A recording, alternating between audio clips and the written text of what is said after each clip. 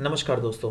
जैसा कि हम लोग चला रहे थे क्वेश्चन आंसर का सीरीज, एक डिस्कशन जिसका लिंक नीचे डिस्क्रिप्शन में दिया हुआ है, तो उसी क्रम में आज का ये नेक्स्ट क्वेश्चन हम लोग डिस्कस करेंगे, जहां पर हम लोग देखेंगे दैट मेंस में किस टाइप से क्वेश्चंस आ सकते हैं और आप कैसे उसको आंसर कीजिएगा, राइट। सो ऑफ कोर्स हम लोग के प्रीवियस नोट्स का मदद लेकर ही हम लोग यहाँ पे आंसर्स आपको समझाने वाले हैं, right. So how does earthquake waves helps to understand the interior of earth. Earthquake wave जो है हमारे अर्थ के इंटीरियर में क्या रखा है, कैसे रखा है, तो ये सब कैसे अर्थक्वेक वेव्स के सहारे आपको पता चलता है, ठीक है। तो उसी के बारे में हम लोग चर्चा करेंगे। स्टार्ट करने से पहले आप ध्यान से सोचिएगा मेन थीम क्या है। अर्थक्वेक वेव्स बताया गया दैट बताइए इन वेव्स के हिसाब से इनके मदद लेकर आप अर्थ के इंटीरियर को कैसे समझिएगा। तो ये जो है ये आपका main theme of the question है, राइट। मेन कीवर्ड्स है जिसको आपको पकड़ना पड़ेगा, ठीक है। तो ऑफ कोर्स पहले अर्थक्वेक के बारे में भी अगर थोड़ा सा ग्लिम्स दे दिए तो कोई बुरा नहीं रहेगा। तो एनीवेज अर्थक्वेक होता क्या है हम लोग अच्छे से समझते हैं A to Z, तब ऑटोमेटिकली आप आंसर समझ जाइएगा कैसे लिखना है। अर्थक्वेक क्या होता है दैट अर्थक्वेक जो है कभी भी अगर अर्थ सरफेस आपका शेक कर रहा है या फिर ट्रम्बल कर रहा है, राइट। क्यों because there is coming sudden movements in the earth crust, right. और ये कैसे होता है क्योंकि अर्थ के अंदर से ही जो है एक अंदरूनी एनर्जी रिलीज होती है, जिसके कारण जो है वेव्स क्रिएट होते हैं। ये वेव्स देख रहे हैं, इन्हीं को कहते हैं seismic waves. Now in waves को भी जो है अलग अलग नाम दिया गया है, तो चलिए थोड़ा टर्म्स हल्का फुल्का डेप्थ में डिस्कस कर लेते हैं। एक को कहते हैं आइसोसिमिक लाइंस, राइट। ये क्या होता है, देखो ये वाला लाइन होता है, ये देख रहे हो, ये इसको आइसोसिमिक लाइंस होता है। क्यों? क्योंकि ये जो है ना वैसे वैसे पॉइंट्स को कनेक्ट कर रहा है जहां पर इस अर्थक्वेक वेव्स का जो इंटेंसिटी है ना वो सेम है, ठीक है। देखो ये भी जो यहां पर भी लेकिन अर्थक्वेक का इंटेंसिटी सेम ही है, राइट। तो इसलिए इसको भी हम लोग आइसोसेमिक लाइंस कहेंगे। वैसे ही यहां पर भी जो है इंटेंसिटी वो सेम है, इसलिए ये जो लाइन क्रिएट हो रहा है ना इस पॉइंट्स को मिलाकर, ये इमेजिनरी लाइन, इसको हम लोग आइसोसेमिक लाइंस कहेंगे। नाउ साथ ही साथ ये भी बोला गया है दैट अर्थ के सरफेस में जो क्या, अच्छा यहाँ पे ये तो मैंने बोलना ही भूल गया, ये जो पॉइंट है ना जहां पर स्टार्ट होता है मेनली अर्थक्वेक, उसको कहते हैं हम लोग फोकस, ठीक है। और अर्थ के सीधा इस फोकस के ऊपर सीधा परपेंडिकुलरली ऊपर वाला जो पॉइंट होगा ना जो अर्थ के सरफेस में होगा, उसको हम लोग क्या कहेंगे, उसको कहेंगे एपीसेंटर, ठीक है। तो ये दो कॉन्सेप्ट्स है, ध्यान रखिएगा, क्योंकि देखो कंफ्यूज किस में हो जाता है, फोकस को इंसान एपीसेंटर, अगर आपको अच्छे से कमांड नहीं है ना, हाँ वैसे तो आपको कमांड है दैट हाँ कुछ अर्थक्वेक में होता है कुछ फोकस या फिर एपिसेंटर, बट कभी कभी प्रीलिम्स के एमसीक्यूज में भी ऐसे क्वेश्चंस आ जाते हैं, राइट। फोकस की जगह एपिसेंटर रख देगा, एपिसेंटर की जगह फोकस रख देगा, तो वहां पर हमें समझना पड़ेगा दैट एक्चुअली पॉइंट्स क्या क्या होता है, राइट। अच्छा, इसका अगर पॉइंट्स का डेफिनेशन आपको पता है दैट हाँ फोकस कहां पर होता है, एपिसेंटर कहां पर होता है और आइसोसेमिक लाइंस क्या होते हैं, तो यही, लेकिन आइसोसेमिक लाइंस ही जो है ये वेव प्रोपेगेशन ही है, राइट। वेव के वो पॉइंट्स जहां पर इनका इंटेंसिटी सेम होता है, और इन्हीं वेव्स के आधार पर जो है अल्टीमेटली हमें पता चलता है दैट अर्थक्वेक कैसा हो रहा है। क्यों? क्योंकि अर्थक्वेक का वेव्स जो है ना 3 किस्म के वेव्स होते हैं, राइट। तो वही चीज हम लोग यहां पर पढ़ेंगे दैट अर्थक्वेक के वेव, मतलब एक्चुअली में तो क्वेश्चन यही पूछा गया है, राइट। अर्थक्वेक वेव से आप कैसे इंटीरियर, अर्थ के इंटीरियर के बारे में पता चलेगा आपको दैट इंटीरियर में कोर है, यहाँ पर मेंटल है, यहाँ पर क्रस्ट है, तो ये सब कैसे पता चलेगा, है ना। तो वही चीज हम लोग पता करेंगे। देखो आर्टिफिशियल अगर सोर्स ले लीजिएगा तो मेन जो आपको हेल्प करेगा वो होता है डेंसिटी, प्रेशर और टेम्परेचर, राइट। बट यहां पर जो है इस आंसर में आपको डेंसिटी का एप्लीकेशन ज्यादा आएगा, और ऑफ कोर्स नेचुरल सोर्सेज भी होते हैं और ऑफ कोर्स थ्योरीज भी है काफी ज्यादा है, बट ये तो हमारे अभी काम का नहीं है इस क्वेश्चन में। बट नेचुरल सोर्सेज में जो है ये अर्थक्वेक वेव्स जो क्या सिस्मोलॉजी है, ठीक है, तो ये इन दोनों का एप्लीकेशन हमें इस आंसर में लिखना पड़ेगा, राइट। नाउ डेंसिटी का अगर थोड़ा कॉन्सेप्ट आपको बता देते हैं, तो देखो डेंसिटी क्या होगा ना दैट ओवरऑल अगर पूरा अर्थ का डेंसिटी देखिएगा वो 5.5 ग्राम पर सेंटीमीटर क्यूब है, राइट। बट वहीं पर अगर क्रस्ट का डेंसिटी देखिएगा तो 3 से 3.5 ग्राम पर सेंटीमीटर क्यूब है, राइट। तो ध्यान से देखिएगा ओवरऑल 5.5 है, अगर ऊपर वाला पार्ट में ही सिर्फ 3 से 3.5 है, तो ओवरऑल अगर 5.5 है तो भीतर का कोर का तो ऑफ कोर्स ज्यादा ही होगा, ठीक है। तो इसीलिए जो है अर्थ को डग किया गया 1 पॉइंट, 2 पॉइंट, 3 पॉइंट में, और देखा गया ओवरऑल डेंसिटी डिफरेंस कितना है ना। और ओवरऑल जितना भी अर्थ का जो डायमीटर है या फिर रेडियस है, उस रेडियस के माध्यम से जो है एक अनुमान लगाया गया है दैट अर्थ के कोर का जो डेंसिटी होगा ना, वो 11 ग्राम पर सेंटीमीटर क्यूब है, जो कि ऑफ कोर्स अर्थ के कोई भी पॉइंट से सबसे हाईएस्ट है, ठीक है। नाउ डेंसिटी का कॉन्सेप्ट अगर समझ गए तो आपको और भी ज्यादा इजी हो जाएगा समझने में दैट कौन से वेव्स जो है आपका किस माध्यम से गुजरते हैं। ये लिक्विड माध्यम से गुजरते हैं क्या, नहीं, कुछ कुछ ऐसे वेव्स होते हैं, चलो देख लेते हैं। पी वेव्स, एस वेव्स और ऑफ कोर्स सरफेस वेव्स, तो 3 वेव्स होते हैं, ठीक है। तो यहां पर जो है हम लोग वही देखेंगे। ये नेचुरल वेव्स के कैटेगराइजेशन में आता है, ध्यान रखिएगा। नेचुरल वेव्स के अंदर जो है ऑफ कोर्स नेचुरल सोर्सेस के कारण जिसके थ्रू आप अर्थ के इंटीरियर का पता चलता है, वो एक है आपका अर्थक्वेक, एक है वोल्केनिज्म होता है, और एक है सिस्मोलॉजी। हमारे यहाँ पर अभी इस आंसर में वोल्केनिज्म का काम नहीं है, इसलिए हम लोग सिर्फ अर्थक्वेक और सिस्मोलॉजी को ही फोकस करेंगे। अर्थक्वेक का डेफिनेशन आपको पता चल गया एक्चुअली में होता क्या है। अब सिस्मोलॉजी जो है ना, ये एक नया डेवलप्ड जियो साइंस है जो क्या स्टडी करता है अर्थक्वेक के वेव्स को, ठीक है। कि अच्छा, इससे पहले जो एग्जिस्ट करते थे कुछ कुछ आइडियाज एग्जिस्ट करते थे, जिसको कहते थे सियाल, सीमा, है ना। ऐसा बोला जाता था दैट सीमा जो है सियाल के ऊपर फ्लोट कर रहा है, राइट। बट अभी जो है इन सारे कॉन्सेप्ट्स को रिप्लेस करके, क्योंकि जब से सिस्मोलॉजी आया है, सिस्मोलॉजी कॉन्सेप्ट जो आया है जिसके थ्रू आप अर्थ के इंटीरियर को एक्सट्रैक्ट करते हैं, मतलब उसके बारे में पता चलता है, तब से जो है ये कॉन्सेप्ट्स डोमिनेट करने लगे हैं। वो क्या है, क्रस्ट, वो क्या है, मेंटल और कोर, ठीक है। क्रस्ट, मेंटल, कोर क्या है, ये एक माफ कीजिएगा, ये वाला रीजन, ये देखो, ये जो है ना, इसको कहते हैं क्रस्ट, भीतर वाले को मेंटल और भीतर वाले को कोर, ठीक है। चलो और भी अच्छे से हम लोग समझते हैं आने वाले इसमें। So basically there are 2 sets of wave. Earthquake waves की अगर बात की जाए, वैसे तो मेजर वेव्स होते हैं, एक माइनर वेव्स होते हैं, राइट। तो माइनर वेव्स जो हम लोगों ने पढ़ा था, ऑफ कोर्स इसका ज्यादा इंपॉर्टेंस हमें नहीं होता है, बट मेजरली जो हम लोग सिस्मोलॉजी में पढ़ेंगे वो पी वेव्स, एस वेव्स और एल वेव्स के बारे में पढ़ेंगे, ठीक है। पी वेव्स, पी वेव्स का मतलब होता है प्राइमरी वेव्स, एस वेव्स का मतलब होता है सेकेंडरी, और एल वेव्स मतलब सरफेस वेव। एल वेव्स जो है बहुत ही ज्यादा डिस्ट्रक्टिव होता है, राइट। सबसे ज्यादा डिस्ट्रक्टिव जो है एल वेव्स होता है। क्यों? क्योंकि ये सरफेस से देखो ऐसे करके गुजरता है, ठीक है।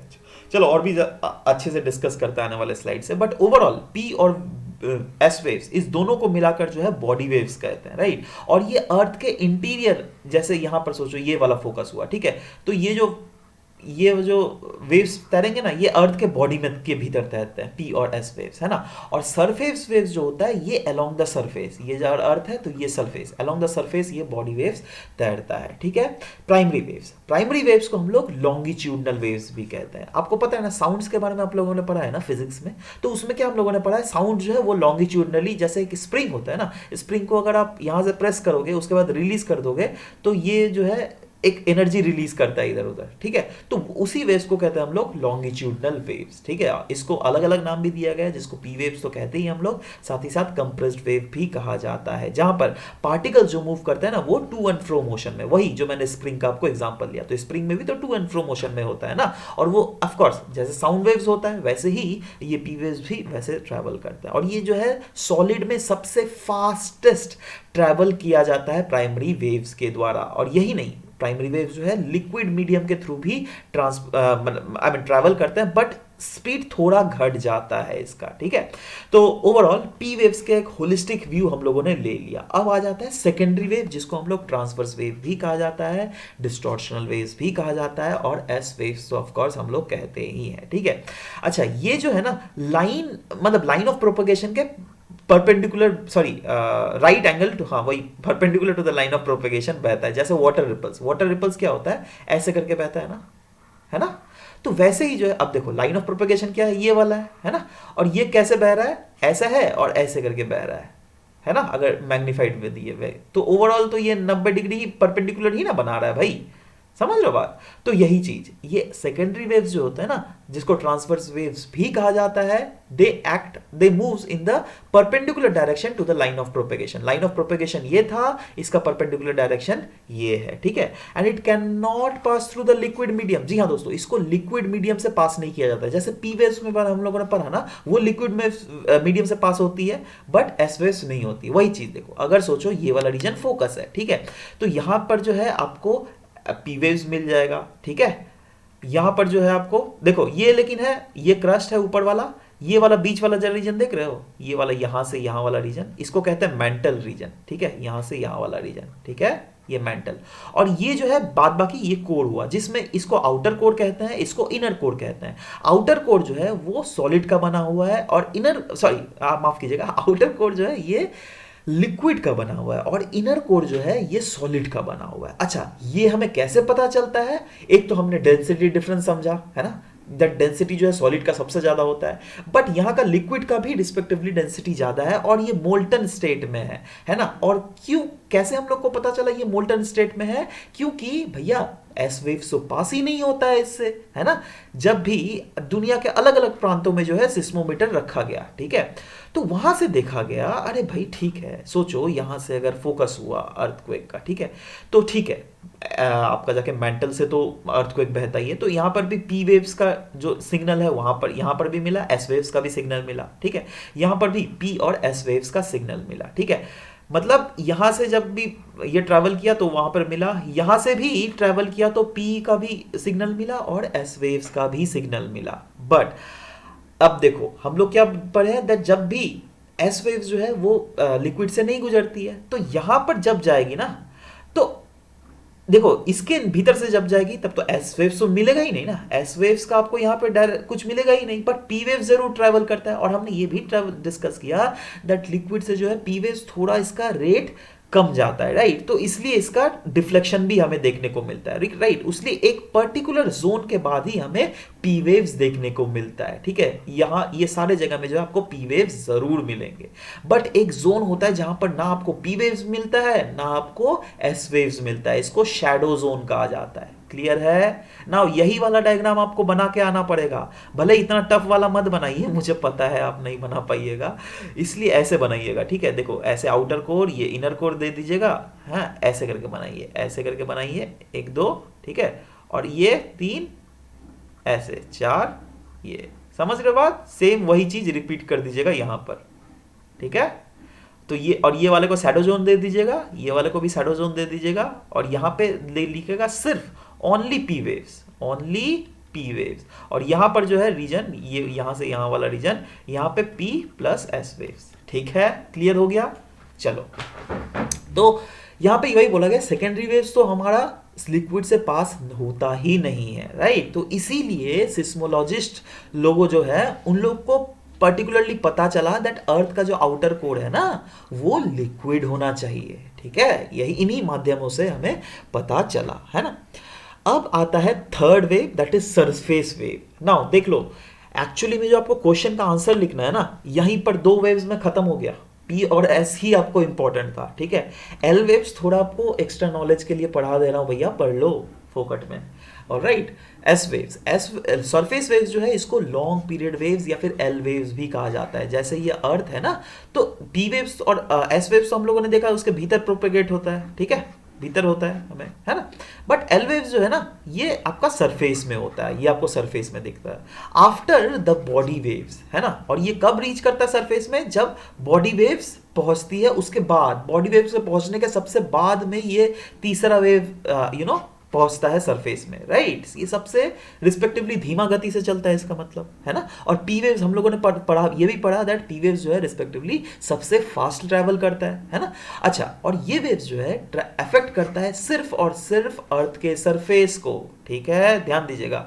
These waves pass through all the medium, जी हाँ, ये भी जो वेव्स है ये भी हर एक मीडियम से पास करती है, बट जब भी ये वेव्स नीचे जाती है ना, देखो वैसे तो सरफेस से ट्रैवल करती है, बट कुछ कुछ अंश होता है ना जो नीचे जाता है, जैसे इनर डेप्थ में घुसता है वैसे ये वेव्स जो है फेड अप कर जाती है ना, उतना दिखता नहीं है। और ये कवर करता है एक longest distance of the all seismic waves, जितने सारे सिस्मिक वेव्स है सबसे लॉन्गेस्ट डिस्टेंस कवर किया जाता है सरफेस वेव्स के द्वारा। दो speed lower than P and S waves, most violent and destructive, जैसे कि पहले ही बोला पी वेव से भी इसका स्पीड और एस वेव्स दोनों स्पीड से दोनों वेव्स के स्पीड से इसका स्पीड रिस्पेक्टिवली कम है, बट ये बहुत ही ज़्यादा वॉयलेंट और डिस्ट्रक्टिव है। और इसी के कारण सरफेस वेव्स जो कि आपके सरफेस में दिखता है, इसी के कारण हमें दिखता है दैट बड़े बड़े बिल्डिंग्स जो है वो गिर जाते हैं, राइट। तो बहुत भयानक वेव्स है। तो ओवरऑल हमने ये क्या पढ़ लिया दैट प्राइमरी वेव्स क्या होता है, P waves, secondary waves, S waves, ये दोनों वेव्स जो है ये बॉडी वेव्स है जो क्या अर्थ के इनर लेयर्स में ट्रैवल करते हैं। वहीं पर तीसरा वेव्स है एल वेव्स जिसको हम लोग सरफेस वेव्स कहते हैं। और ऑफ कोर्स आंसर, ये वाला आंसर जो क्वेश्चन पूछा हुआ इसमें तो ये वाला कॉन्सेप्ट नहीं आएगा, बट हाँ जान के रखना बहुत अच्छा है दैट सरफेस वेव जो है वो सिर्फ और सिर्फ जो है सरफेस के अलोंग मूव करता है, ठीक है। तो इसीलिए हम लोगों ने पढ़ा पी और वेव एस वेव्स जो है, क्योंकि ये बॉडी वेव्स है और ये जो है आपका अर्थक्वेक में जो है ना आपको सरफेस में ये भी पहुंचता है, बट और बिफोर द सरफेस वेव है ना, सबसे पहले जो है ये सब यही पी और एस वेव्स ही हमें देखने को मिलते हैं। These waves are of higher frequency than the surface waves. तो ओवरऑल आपने ये समझ लिया, ठीक है।